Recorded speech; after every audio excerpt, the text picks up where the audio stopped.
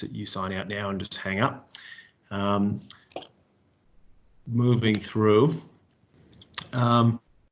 So what we're going to do today is we're just going to take some turns asking both Shane and Nigel some questions. And the topic is about leading through statewide emergencies and such as COVID-19. And we're going to take some turns sort of muting and unmuting the microphone. So if you can sort of bear with us as we navigate that as well. So I just want to check in and just make sure, Nigel, that you've been able to sign in here okay. Can you hear me, Nigel? I can. No problem. Perfect. And what about you, Shane? Can you hear me okay? Yeah, got you, Nigel. Perfect. Thank you very much. Well, I might start with you then, Nigel, if that's okay. So the first question that we have is, as it became clear that COVID-19 was becoming a business crisis as well as a health crisis, what were the first steps that you took as CEO to start to prepare and or transition your organization to respond? Yes, we were just doing some other work this morning, and you start to realize that we've been in this scenario now for about a month. Still feels quite fresh in many ways, but equally we've all come to terms with working in a different world, I think.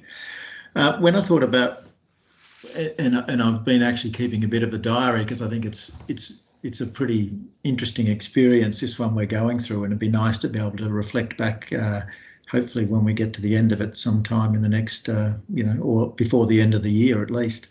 But initially, I think for mine, people were talking about a pandemic for some time, but they weren't talking about it and how it would influence us here in Australia, pretty much a modern Western society. So things like social distancing and personal isolation and a mass gathering of 3 and working from home as an only sort of option, all those sorts of things, that they were things that when we first realised that this was serious and it would affect us here in Victoria, I got to say, I spent a couple of days just going for long walks and letting it wash over me to allow me to sort of come to terms with what it was that was going on.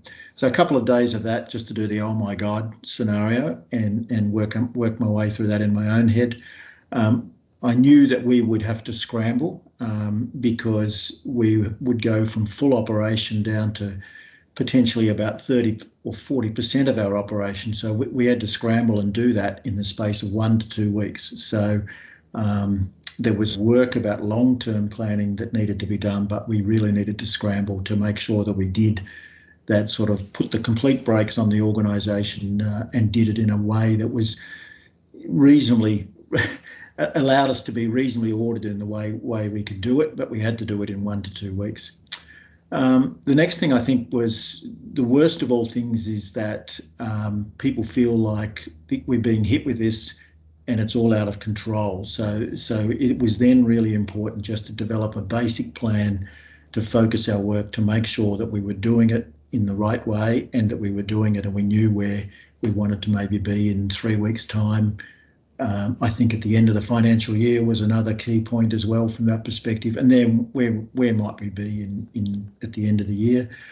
And then you start to realise some of the practical things that we as an organisation didn't have a pandemic plan. We'd never produced one. So all of a sudden we had to start thinking about, well, what would be the detailed plan for how we would work our way through this? So that was one that we knew we'd have to spend some time on in the next couple of weeks as well from that perspective. So I think that was the first probably week when it all became real to us, and then we've had to obviously continue to adjust since then. Okay, thank you, Nigel. That's a really great starting point there. Can I just ask as well, just a bit more housekeeping, everyone.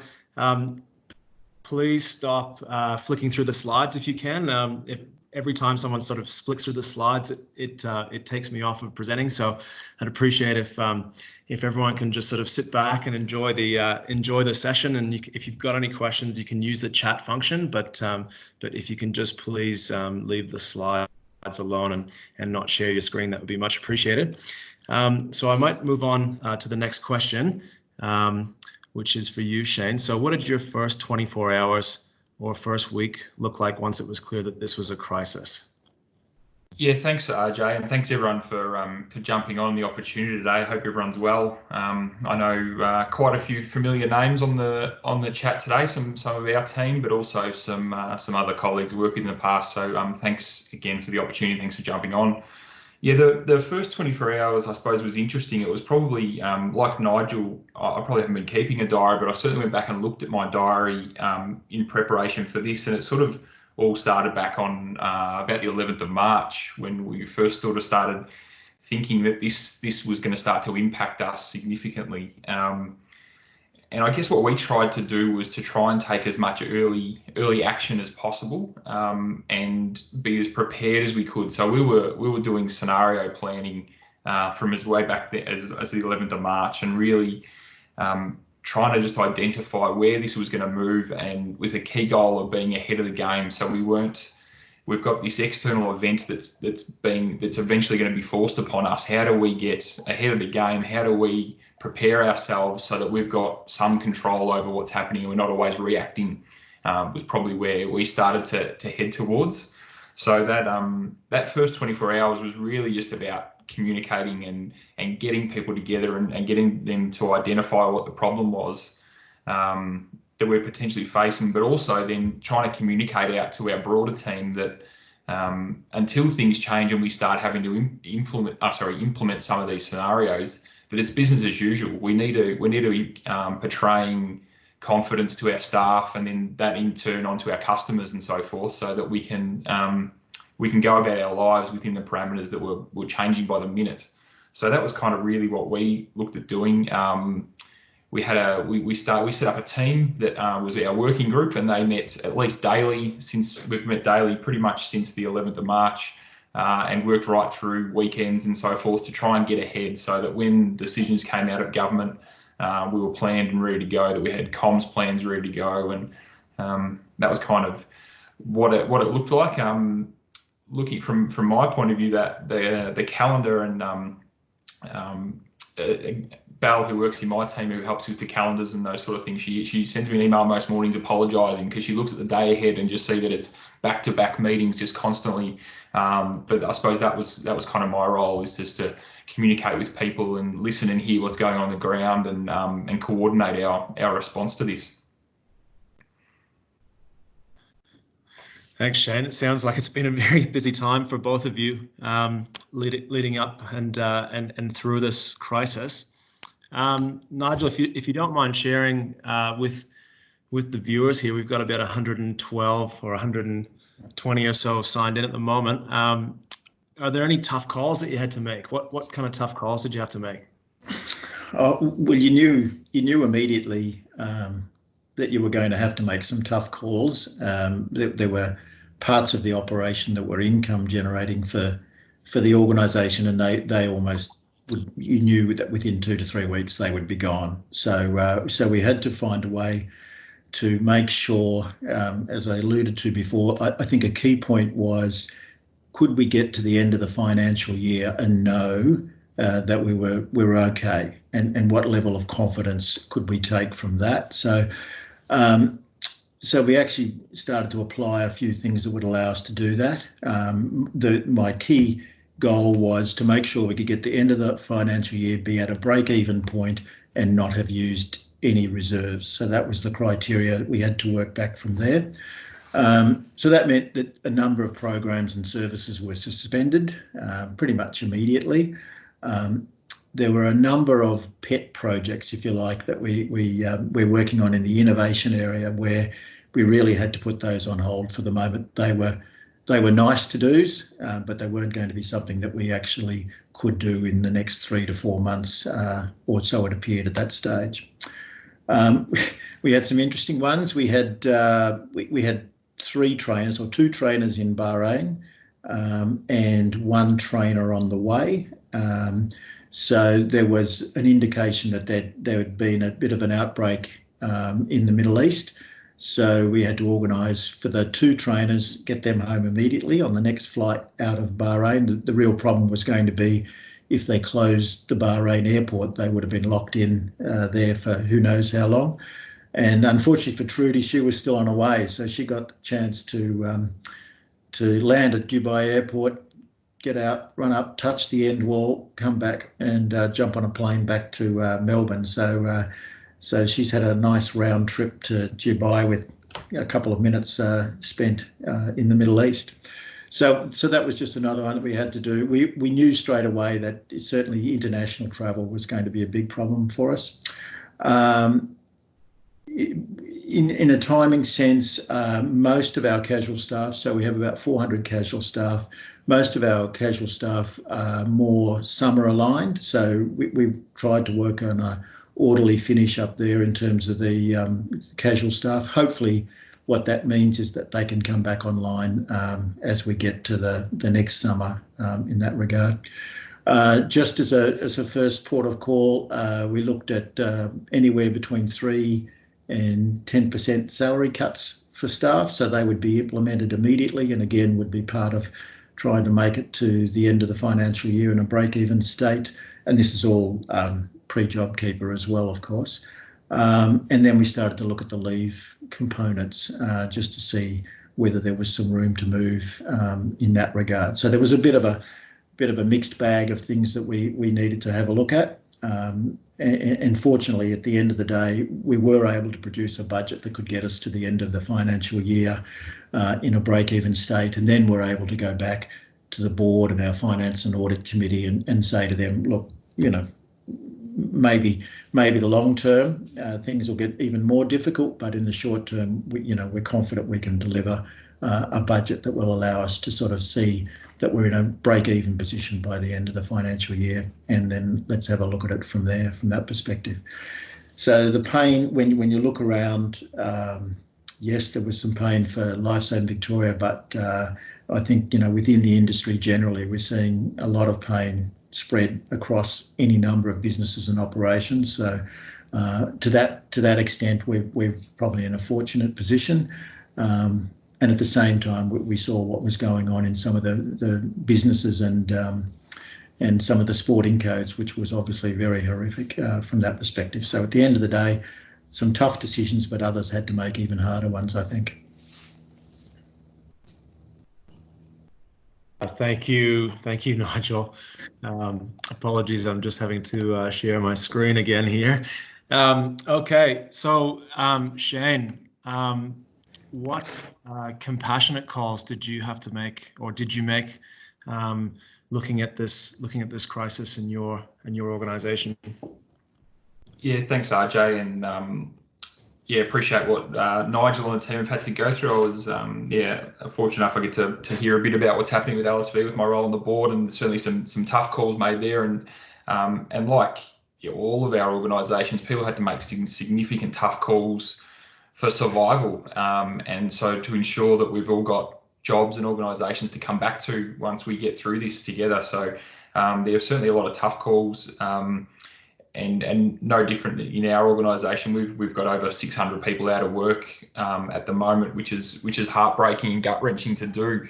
But I suppose some of the things that we tried to do, understanding that our people are make us, and that's a really big important part of it, is we tried to, as much as we could, give them all the information and be completely frank and upfront with them. As soon as we knew that this was going to impact people's jobs and livelihood, we got straight in the front foot, and we were shooting videos or sending out emails and trying to explain to people wherever they were that was potentially what was going to come. We also tried to, particularly with our permanent workforce, is we tried, when we knew we were going to have to get to a stand down point, we wanted to keep them together as a group and keep them working, I suppose, and give them a little bit more time to process this, and to also look after our casual workforce who were immediately without work. So we gave them a bit of extra time of work. So we probably paid for a few extra weeks' work with quite a few people to help them out, and also gave them as many options as we possibly could, whether that be bringing forward leave so they could take leave that they hadn't actually accrued yet, and allowing them to go into negative leave balances and those types of things. Even giving people access to long service leave, even if they didn't quite qualify. If they were going to qualify in the next few months and they were a long-term employee, how can we help them financially, almost a case-by-case basis? We do that for people who are really borderline. So Yeah, well, it's tough, and you've got to be looking at the bottom line and the safety of your people as the critical component there. Where we were able to make some compassionate calls, and we're probably fortunate enough that as an organisation we're in a position to do so. So where we could, we certainly tried to help people as much as we could, but we also need to have that eye to what's in the best interest of the organisation, so that we can survive and get through it. Thanks, Shane. So, Nigel, how have you been engaging with stakeholders during this time? How have you been keeping people engaged, and particularly, our stakeholders in Emergency Management Victoria and government? How are you liaising with them during this time? Yes, it's interesting, and there's quite a range. I mean, from a board perspective, got to keep those in mind, of course, and regularly updated.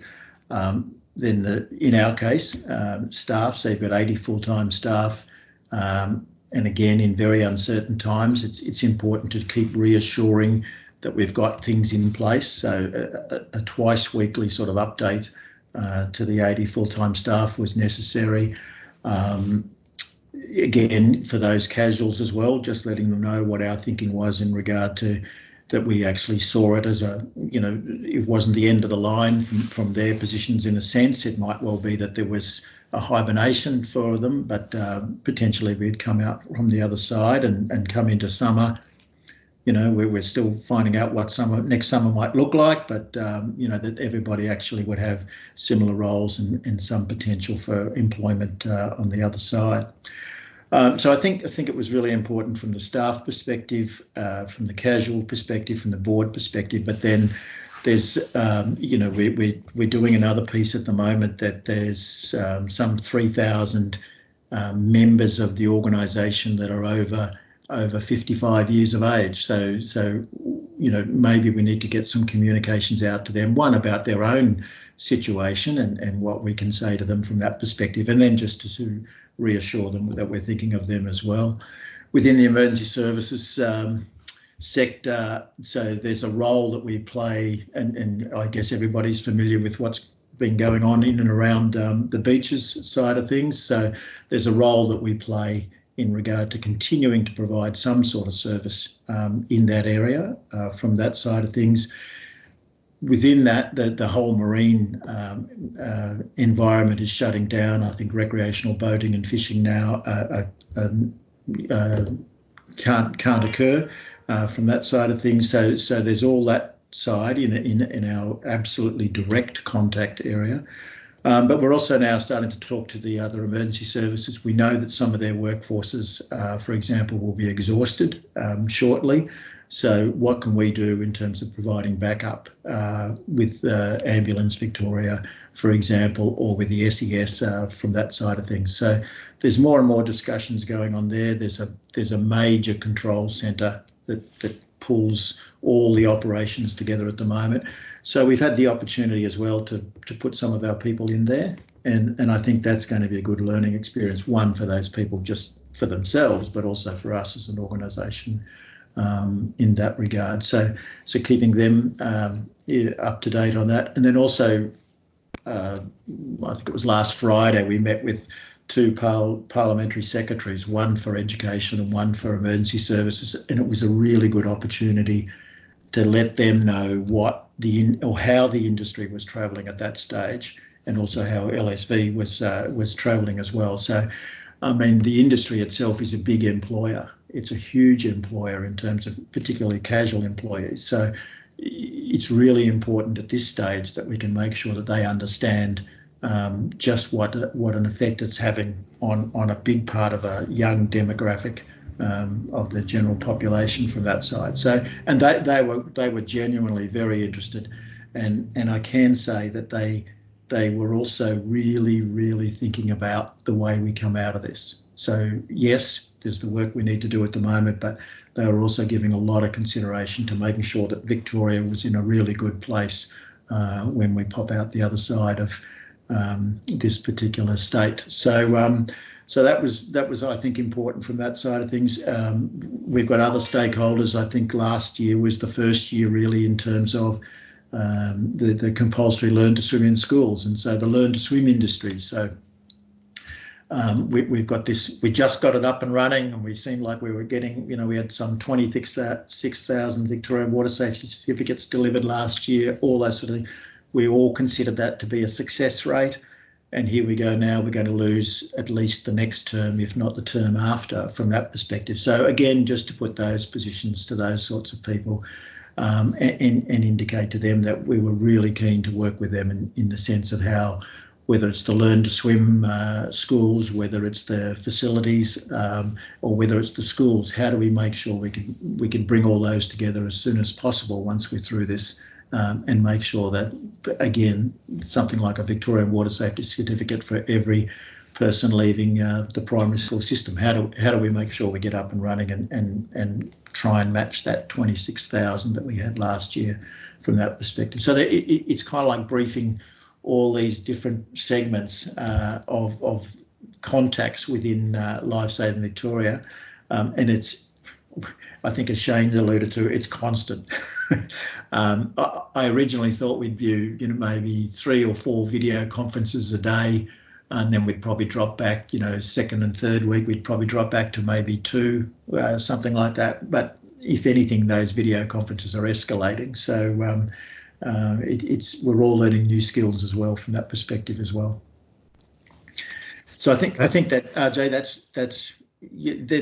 there's a lot to do in that space, but that's probably a bit of a summary of where we're at the moment.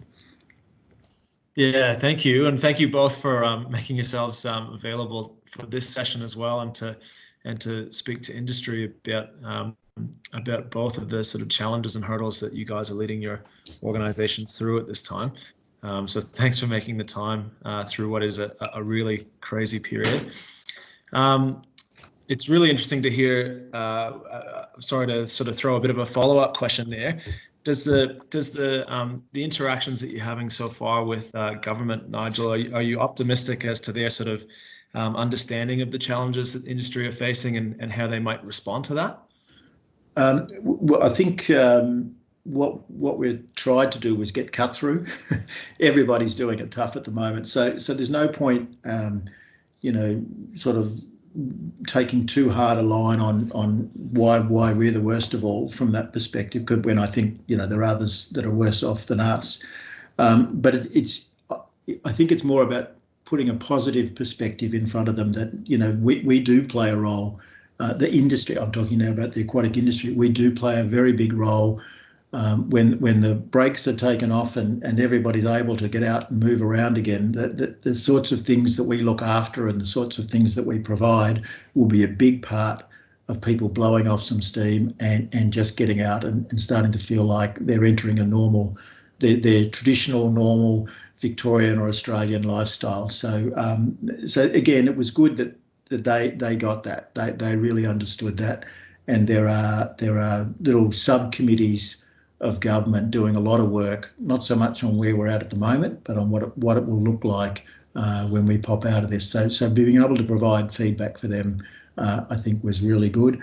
I still think, and we're doing a lot of work on this, I still think that as an industry-wide collective, people don't understand, in all sorts of places, people don't understand just how big the industry is. And I know that's a body of work that we're working on at the moment, that we need to really be able to get out there and talk about ourselves as an industry that's a major player in terms of whatever decisions the government makes, it will have an effect on us. And then equally, as an industry being so big, we can actually provide a lot of input back into government in terms of what might be good things for the future as well from that perspective. So yeah, I think I got both of those two parliamentary secretaries are young, up and coming politicians, and I really got a sense that they got it and that they were behind what it is that we would need to do. And again, they enjoy being opened up to just what it is and how big the industry is and the broad spectrum of activity within the industry as well from that perspective. So we're only at the beginnings, but I think it's a good body of work that we can take forward from here. Jay, I might just jump on that one if I can. So, yeah, I think Nigel's right. It's really important that we continue to engage and talk with government, and the one voice from this industry has probably been lacking. We've been very fragmented, so that might be one outcome from this. We do all get together and be able to communicate really clearly to government what it is we do and just how big an impact we have on the Victorian and the Australian economy from a business perspective, but also from employment and recreation and fitness. I think it's important. And the governments have done a brilliant job so far navigating this space. But right now we're really focused on survival and keeping people healthy and safe. That's kind of been the focus. It's good to hear that, Nigel, there are some people focused on the future and the rebuild and what that looks like. But I think that's going to be critical next phase as we sort of get through the health crisis phase. What's the rebuild of this industry look like, and what levels of government need to be involved in changing the way potentially some things work now. There's certainly going to need to be conversations at, particularly I think, local and state government in the rebuild phase, as the federal government have shouldered most of the load in keeping us going. There's going to need to be some discussions at the state and local government level. Yeah, absolutely. Yeah, those are some really good points. The next questions for you, Shane, is what surprised you, either positive or negative, through this crisis? Has there been surprises from, whether it be internally within your organization or your contract partners or in the landscape in general? What's surprised you? Yeah, so there's probably a few things that surprised me. I think the speed at which this thing changes was probably the initial surprise. You put in scenario planning and you think you're ahead of the game, and you hear a little bit of information and that just flips it on its head, and you've got to pivot and shift. So it's sort of been all consuming for some of our people for the last month or so now. So the speed at which it just changes, and it just needs to, because to get ahead of the health crisis, and then obviously the underlying economic crisis that goes with that, because they sort of compete with each other, the health and the economic situation. So the speed at which that navigates, and your ability to pivot and be nimble and adjust is critical there. So that's been one of the big surprises. Probably the other thing, and the pleasing side of it, was the attitude and the resilience of our people.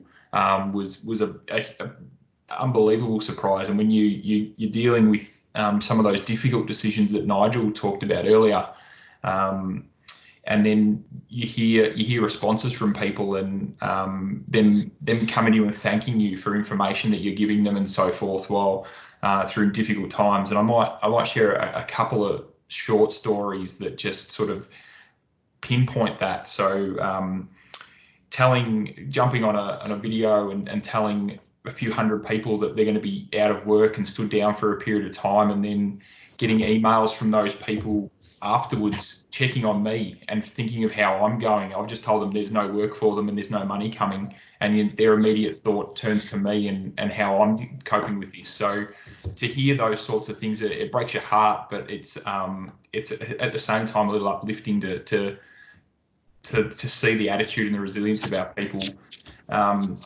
And another one just the other day, and they're probably not going to see or hear this, but one of our staff members at the football club in one of the departments I look after there, and having to talk to her about taking a pay cut and how it'll impact her family and so forth. And you walk through them and you give them all the time to ask the questions and respond.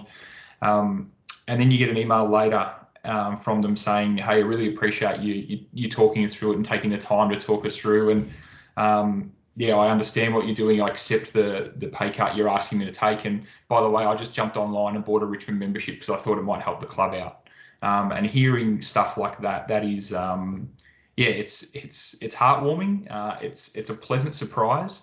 So yeah, that was probably the biggest thing I've taken out of this is our people and the way they've responded to it.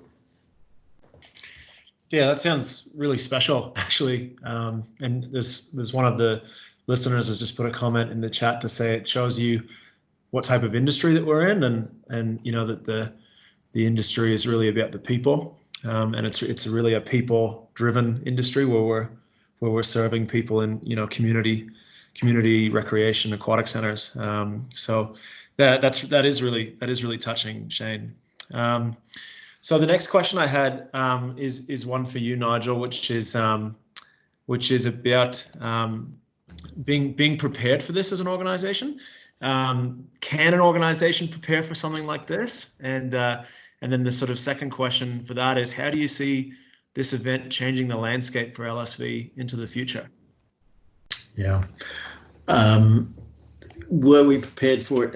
No. I mean, we spend a lot of time building a risk register, and we go through that. And from time to time, people talk about a black swan event.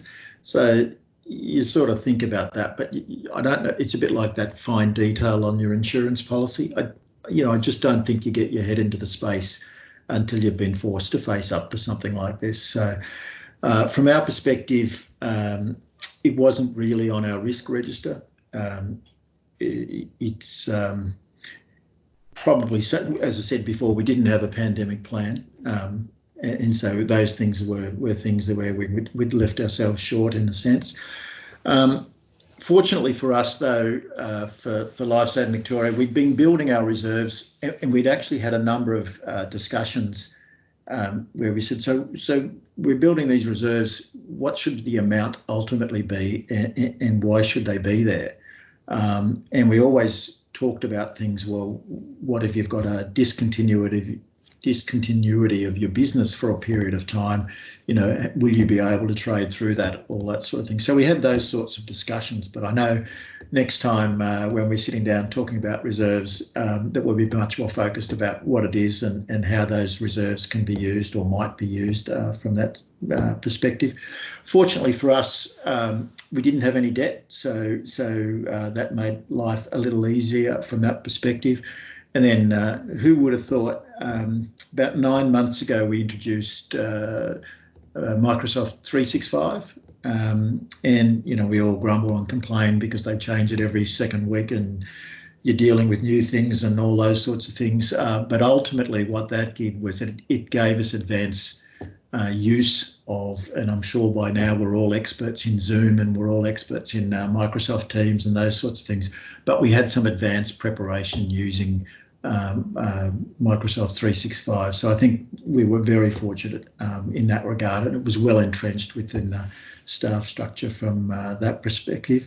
We'd also had for a number of years too a policy that we would facilitate people working from home, maybe not every day of the week or anything like that, but it would certainly help a lot of our staff if they could, if they had if they have young kids at home, all those sorts of things. So a couple of days a week would be something that we looked at and we experimented with and so forth. So fortunately, we were a little bit fortunate in that regard, in the sense that it wasn't a completely new environment from that perspective. So at the end of the day, I'm not sure how you can be ultimately prepared for something like this. Except that, I know we'll all do a lot of thinking and a lot of reflecting when this is over, just to make sure that, and the scary part is there's no reason why one of these scenarios wouldn't develop again in a number of years' time. So how do we make sure we've made ourselves as bulletproof as we possibly can? And that'll take a lot of work when this is over. I'm sure there'll be a lot of research papers produced from that perspective. So. But there'll also be, I think at the end of the day, will be different. We had our flu shots yesterday, so as a collective, all done in the right way with social distancing and everything. But we organised our flu shots yesterday, and it was the first time that the staff had really come across each other in a face-to-face sense for a couple of weeks, or 2 or 3 weeks, and. It was really interesting. All everybody could talk about was really, wow, we tried this and this worked, and there are other things that, we've put in place. And actually, that might be really good for the future from that perspective. So we've actually been put in a situation which we weren't prepared for, but by adapting fairly quickly, as we've all done, you know, there'll be things we really learn and gain from all this as well, I think, from that perspective. And it was also great. I mean, I think all the staff really just appreciated some time just to see each other again from that perspective, and probably appreciated the fact that, you know, their workmates are good people, and you know, when we get back together and we're all spending more time in the office, all those sorts of things, I'm sure everybody will keep that in mind as well from that side of things, that we all pull together at the hard times, and hopefully that'll make it better at the in the easier times. I think that's really good point. We'll never take social interaction for granted again. Even the most devout introvert will probably appreciate seeing some fresh faces when this is all over. So Shane, the next question's for you. How do you see this changing aligned leisure as a result, and what kind of things do you think your organisation will do differently from now on? Yeah, so I mean, it's interesting to start to focus on what the future looks like. So certainly, we think the way that people sort of respond and behave at a time of crisis is really defining, and I think there's a few ways to look at it. You can either just go and take the defeatist attitude and try and get to the bottom of everything and save every dollar you can, or you take that opportunistic look and think about how do you take this and turn it into an opportunity for your organisation, and that's kind of the lens we're certainly starting to move towards, and if you're not there already. So I think one of the legacies I hope that comes from this would be that we have a more connected team and workforce that we work with, which is astonishing to think that you've just stood down or put 600 people out of work and you think you can create a more cohesive and connected team as a result of this. But I think certainly our people, the ones that are remaining, are spending most of our time talking and thinking of that. How can we keep our people engaged? How can we support them as much as we can? And that's as much about their mental health and so forth. So I hope that's one of the legacies that comes from this, is we have a more connected team, that we improve our communications, and we recognise that communication to our people, whether that be staff or customers, is critical, and that we have a real focus on it.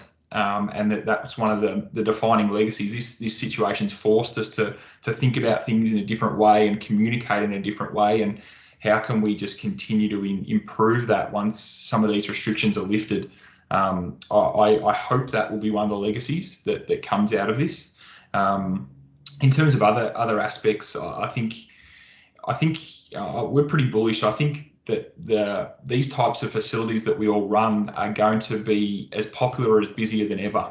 I think we need to get our head around how are we going to rejuvenate these places, how we're going to get them alive again, and how we're going to do that safely as the restrictions start to be lifted. But I think people are going to want to, as soon as they get the opportunity to get out of their house and reconnect with people and reconnect with fitness and activity, they're going to want to do so, and they're going to want to do so in big numbers. And I think we need to be prepared for that. So I think that's certainly one of the things I think we're going to need to change and shift on immediately to start to think about what that looks like. But we're really bullish about the industry as a whole bouncing back from this. It's just going to be over what period of time and what changes we need to make to ensure that people are safe as this thing's going to drag on for some time. But how do we navigate through that once some of these restrictions are lifted?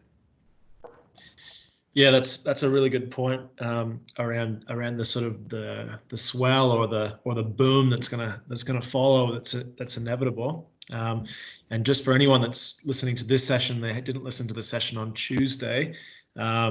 We had Steve Meikle from Commercial Aquatics Australia just talk a little bit around some considerations in firing up your pool plant and filtration again, and not ruining a $60 million community asset in the process. That actually it takes a little bit of time to bring temperatures up and things like that, just so that contract partners and government stakeholders, as well as higher senior management, are just aware of those considerations, that it might take a few days to sort of fire things back up. So just to be aware of that. That recording's available on our webpage just for anyone in a management role that needs to understand a little bit more around what kind of recovery efforts they'll need to take to get the pool side of things fired back up again.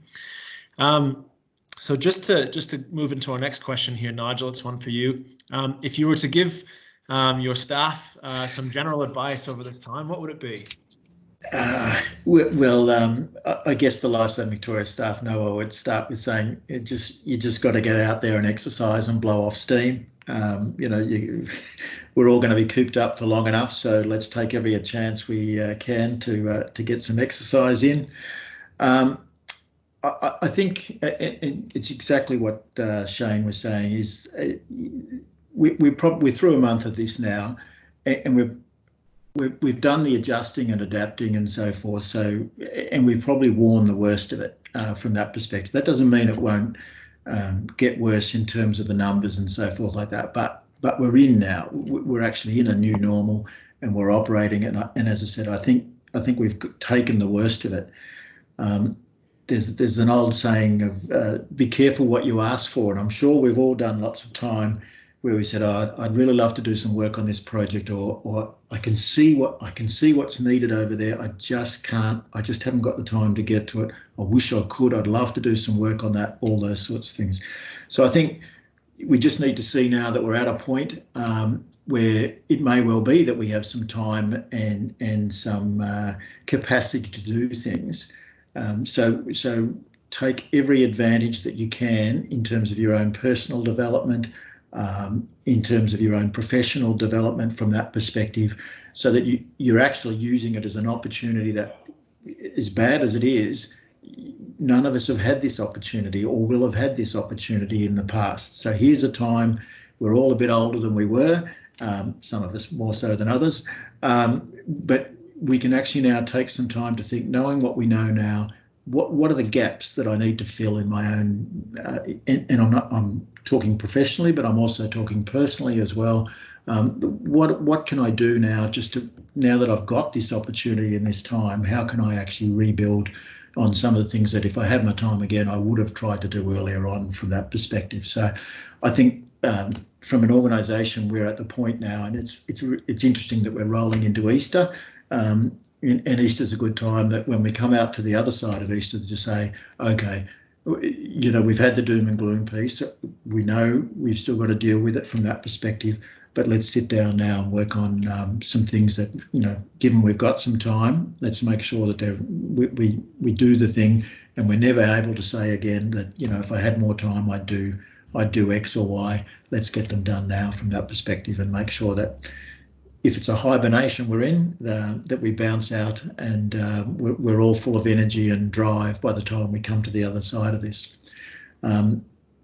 Just on that, we got some word through this morning that it's seemingly likely that we will go in the emergency state for another month as well. So again, it's not going to be over tomorrow in that regard. So let's try and do the best we can in terms of really productive use of our time in the meantime. Thanks, Nigel. That's a really good point. I know in our team, we talked about, if we reduce hours and things like that, whether we'd take up study or read that book or tackle that project at home. So I think that's a really good point that we've never had the opportunity not to commute both ways to work and things like that. When you sort of break it down in a normal work week, you've only got a few hours each week to work on yourself. We've probably added at least 10 hours a week to that for most people. So it's a fantastic opportunity, even if people are still working full time. So thanks for touching on that. Shane, I know you touched on this a little bit in your last response about how this changes Align Leisure into the future, but what do you see this changing the industry? Do you see this being an opportunity for sort of new business opportunities or community engagement opportunities? Do you see this as something that will be positive in the long run? How do you see this changing the future landscape? Yeah, thanks, Ajay. I think there will be some change. depending on how drastic that is, my concern, I suppose, or worry at this point is that if people take short-term views and they look immediately at what's in front of us and they ignore potentially what's to come and where the opportunities are. So I think you see a few things here and there and you look at it and go, maybe it seems like a bit of a short-term decision, and hope that people can lift their eyes up and look to what the future might be and what those opportunities are. So I suppose that's my worry, that not everyone will take an opportunistic view or a long-term view. So, but having said that, though, I think some things will need to change. I think. I personally think it's a benefit to the industry. I think and it's something I've thought of and discussed for a while. The almost arms race there seems to be in community aquatic and leisure facilities, where bigger is better, and every time we see a new leisure facility come, it's a 50 million, a 60 million, a 70 million, and is that actually benefiting the community as a whole, or would we be better off doing something a bit different? Would we be better off spending maybe the same amount of money, but building some smaller facilities that are better fit to the whole of community? There seems to be a big divide between metropolitan facilities and regional facilities, and I think regional facilities are as important, if not more important, as a lifeblood or a place for people to come and recreate and come together. So certainly I think potentially if cost models are changing and revenue models are changing, that in turn that also needs to shift to facility design and having an operational lens to when we're designing these facilities around what's the cost base, what's the revenue opportunities, and how do we make these facilities efficient and also tailored to the need of that community. I hope that will be one of the discussions that starts to come from these things, particularly if there's a slow build up to people coming back. Some of these big facilities are going to be expensive to run for a period of time, and that might force people to have a look at, well, do we need to be doing these on these scale going forward? I think that's something that is worth a conversation. I know Nigel and I have had many discussions around particularly regional facilities and regional pools, and how there's got to be some opportunities there for us to perhaps look at those things a little bit differently. Yeah, that's a really good point, and particularly regional facilities and facility design. It's something that we're heavily involved in, and obviously in my team we look at safety a lot, but it's probably a good segue into. I'm not sure if the listeners have seen our last newsletter that we sent out, but we are putting out 3 industry task forces, which is intended to be a small working group. That one will look at rejuvenating regional public pools, and then down the track we're also planning an industry workshop to look at facility design and how we can balance form, function, safety, and the sort of commercial need as well. So if everyone can sort of keep their eyes out for that, I'll get someone to link in that article around the task forces as well into the chat group. So the last question is really for both of you. If maybe we'll start with you, Nigel, and then Shane, if you want to jump in afterwards. But I guess it's kind of looking at legacy a little bit, and I'd love to ask both of you what aspect of your response as a leader and your organization's response are you really proud of, and what do you think you'll be remembered for once the dust settles? Thanks, RJ. I wasn't sure we're going to come out from that angle. Can I just say, to start off with, and Shane touched on this before as well, that I got to say the staff response has been extraordinary, and again yesterday gave a little opportunity just to kind of get a reminder of how good the staff have been through all this, given it's been fairly difficult for so many people from that perspective. So it's been a real learning curve for me in terms of the resilience of people, and if you take the time to explain what it is and why you've got to do it. That you know, in the vast majority of cases, the response will be very positive from that perspective. I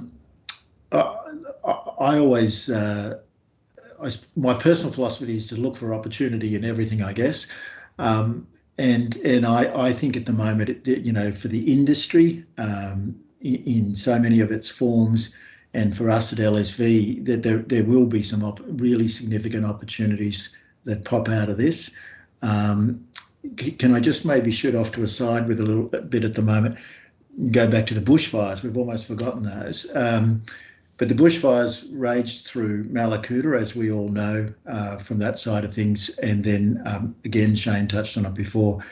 We've got a project, if you like, which we've sort of titled Rejuvenating Regional Pools. But we also do a lot of work in the emergency services sector. And so by putting our thinking together, which really we can do because we've got a handle in both of those two things, we actually started to think about, you know, the problem with regional pools was they built in the 50s and 60s. They were a celebration of the Olympics coming to Australia. They're all 50-metre pools, again, back to that design thing. And at the end of the day, in today's world, they're probably not that suited, and they've all probably passed their use-by date.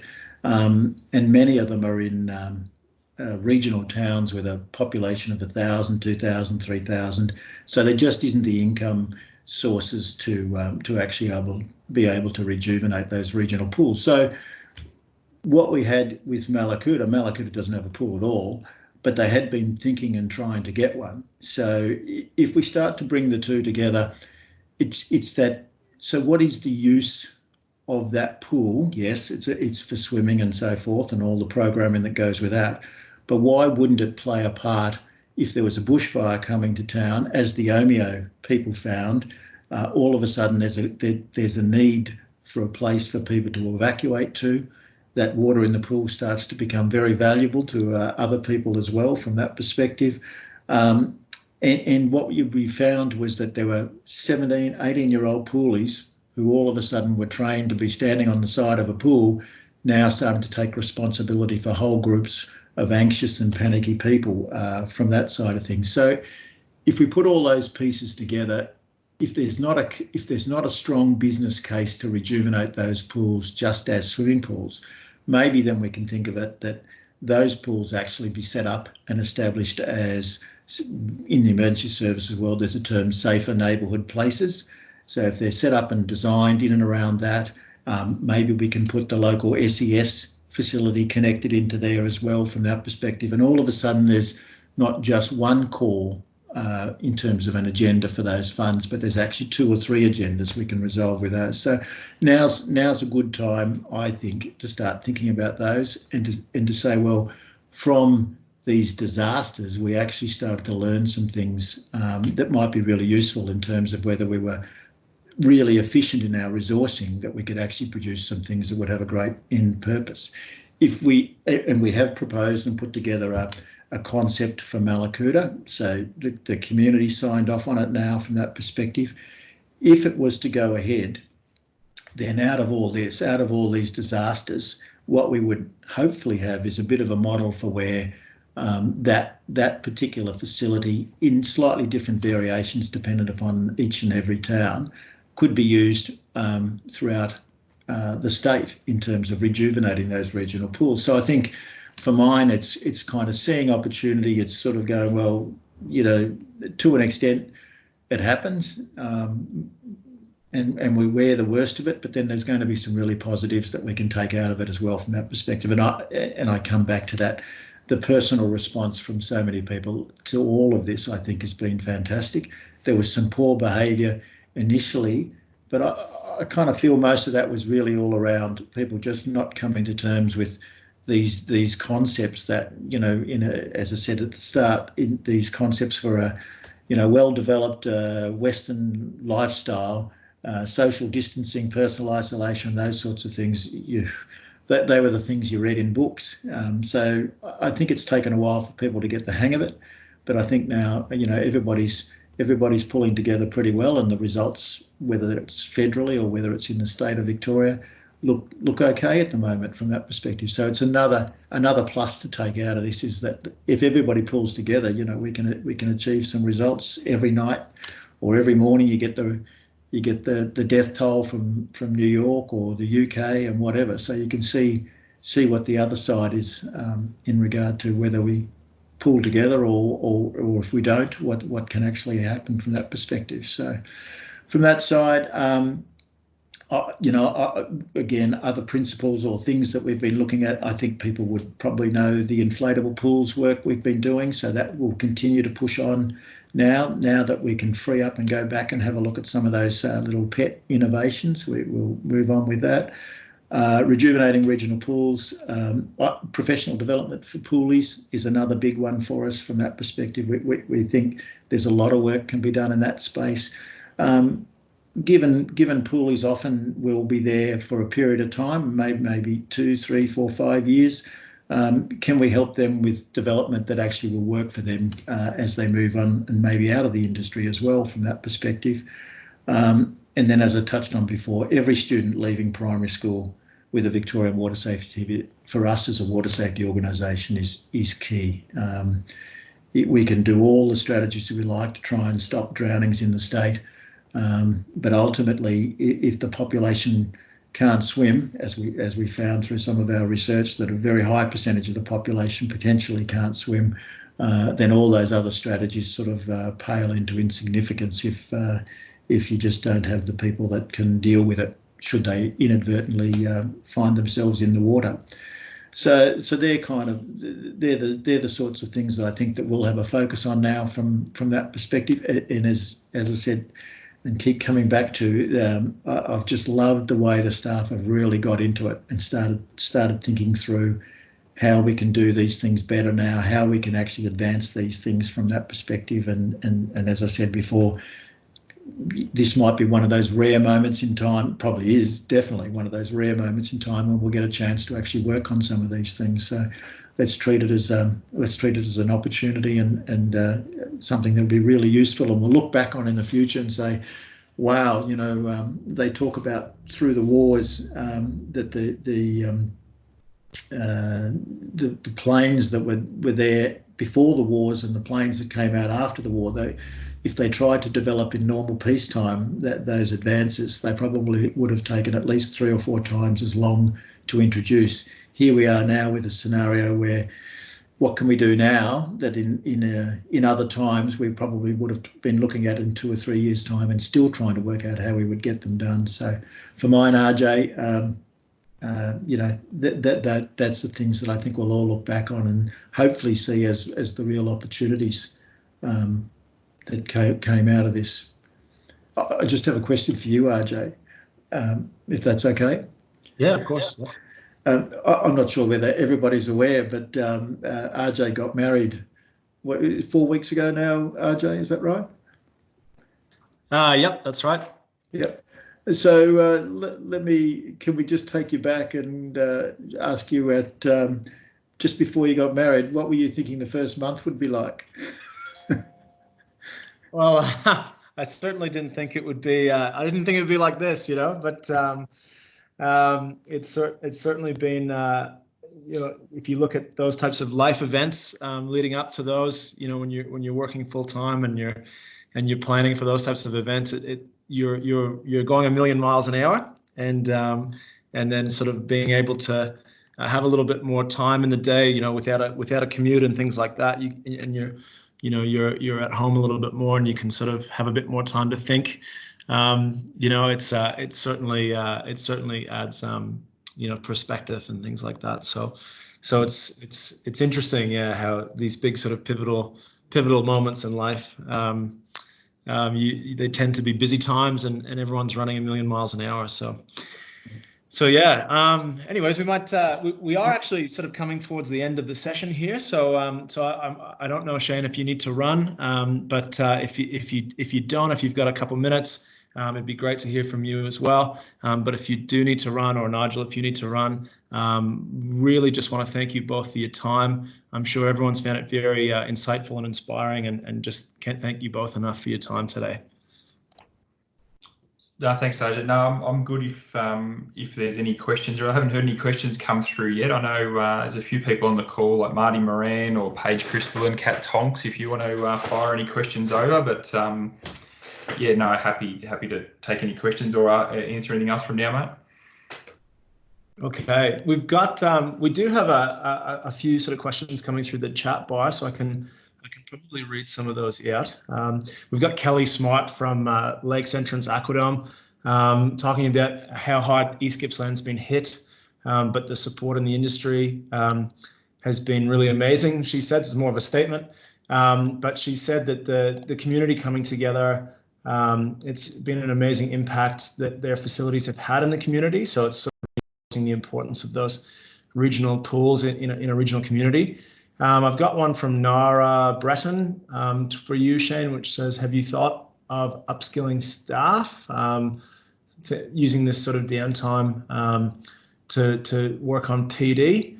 And there's another one, there's one from New Zealand about what they're doing in New Zealand. They're using work streams to set up opportunities that they'd be normally too busy. And then we had another question here, ideas on rewarding supporting staff when they come back. So I don't know if you want to jump in on any of those, Shane. Yeah, so yeah, Nara, thanks for the question. Yeah, so PD is certainly interesting, and it's a difficult time because we're sort of in this stand down phase where we certainly can't be asking people to do things, but it's something that we are exploring is how can we continue to engage our people and keep them, I suppose, focused on what opportunities might be coming in front of them from a work perspective once we do get to reopen the doors again. I think initiatives like this that LSV and Fitness Australia have put together are fantastic. It's people can jump on in their own time. I think you're making it available afterwards for people to jump on and explore. So I think the more people can do and keep themselves active, both physically and mentally during this time is critical. So we're certainly open to all sorts of ideas in doing that and making our people available to help educate people in this time. I know my other part of my role at the club is an education business, and we've spent the last 3 weeks working around the clock to turn that from a face-to-face business to a digital business. So we're still engaging 260 students every day in a digital space now. So how do we take some of those learnings and apply that to the rest of our business is kind of where some of our people are starting to explore. I'm not sure what was some of the other questions there, RJ. So there's another interesting questions come through from Brian, and it's I guess it's sort of it probably backs off of a little bit of the discussion that you had, Shane, at the National Sports Convention in July last year, which is it's around that local government owned and operated versus local government owned and then managed by a management company model. So the question is from Brian in Geelong, he's just asked if you think that model will change as a result, or if it will impact various sort of management models for aquatic facilities as a result of this event. Yeah, good question, Brian. It's interesting because and I think it probably goes back to my point earlier around people taking short-term decisions. I think if people take short-term decisions, I think there is a risk that that local government may sit back and say that, well, let's just do it ourselves. It's all too hard dealing with management companies potentially. I hope that's not the case, because I still think there's a real opportunity for a mix. I don't have a preference one way. I think it's different for each municipality and their residents. So I hope there's no change. I still think there's plenty of opportunity for all the different models. But I think people need to really take the long-term view and sit down and communicate and work together as much as they possibly can, because it's not just one organisation that's impacted more than another. Everybody's impacted. Particularly local government have got a whole range of complexities and responsibilities that they're responsible for, from rates and rate capping to services they need to be providing and keeping their people safe, and they've got a range of essential services to provide as well. So I think all organisations just need to come together and sit down and have those honest and frank conversations with each other and try and navigate a way through it. Thanks, Shane. That's a really good point. Shane, Nigel, there's a question that's come through for you. It's around when you mentioned working with emergency services to assist them. The question is, what is the best way for industry staff to assist them? Is it staying home and flattening the curve, or are there other sort of opportunities to assist emergency services? I think staying home and flattening the curve is obviously a good start. But one of the things that we're doing at the moment is we're trying to gather up, so how many first aiders, and so we're doing this, this is kind of a few steps ahead of talking to the board, so if we can all just keep this to ourselves for the moment. So we're just gathering up, so how many first aiders do we have in our organisation? Then I immediately think across the aquatic industry, and how many of those would be prepared to put their name down on a register, for example. And it could be, we're not sure how this will play out yet, but would they be interested in volunteering and or paid work? And you know, at what point would they be prepared to be, so would they be prepared to go into the public health system, for example, or would that be a step too far for some from that side of things? So the main thing though, I think at the moment, is we're just trying to get a register, and we're just trying to see whether people are actually interested in it, in playing a part from that side of things, and then we'll see what opens up in the broader emergency services. At the moment, the main focus would be in and around the health sector, and so, you know, are there going to be roles? And as I said before, it looks like we're going to declare as a state that we're going to go on for another month as in the emergency state role. So if you talk about another 4 weeks, where will the public health system be in terms of its staff and the exhaustion levels of those from that perspective? So we don't quite know where, but we have had some initial inquiries from within the health sector to say, you know, can you maybe just have a bit of a look at that? We can't promise anything. We don't know for sure, but we do know we would like to have a bit of a workforce that we could call on from that perspective. And again, it's one of those ones, we've got people in the industry that are trained. If they're willing and would like to play a part, who knows what it is that might pop out at the end from that side of things. Okay, that's it. That sounds very interesting, and just I guess my own thoughts on that. I think there'd be a lot of interested people in helping out where they can, and you know, there's a lot of people sitting around home probably feeling like they can make a difference and they want to make a difference. So I think something like that, I think we'd probably get a very positive uptake on something like that.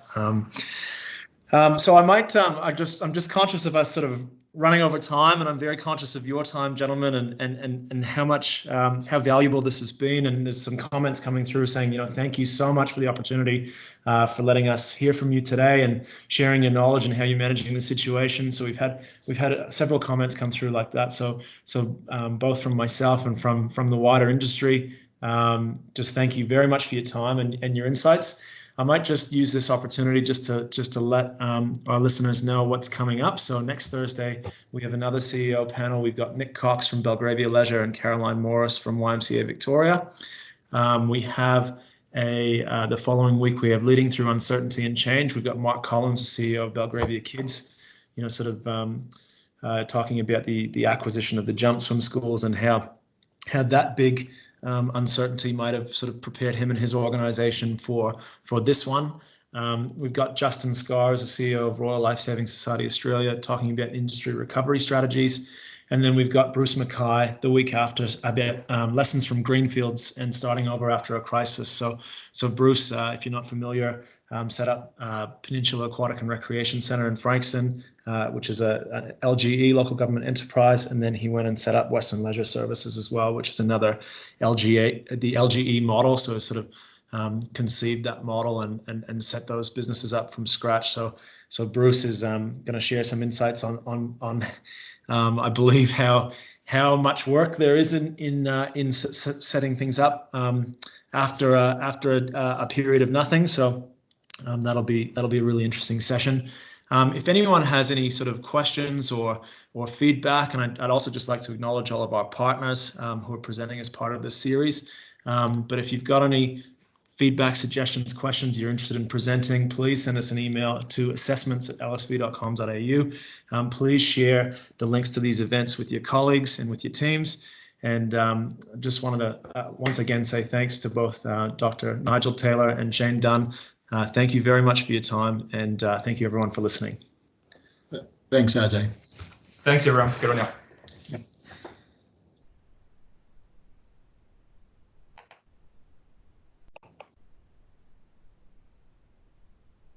So everyone, you can read through the comments if you like, or you can hang up from this session. This session will be available on our webpage as a link to our YouTube channel, and this session will be available probably by the end of today. Thank you.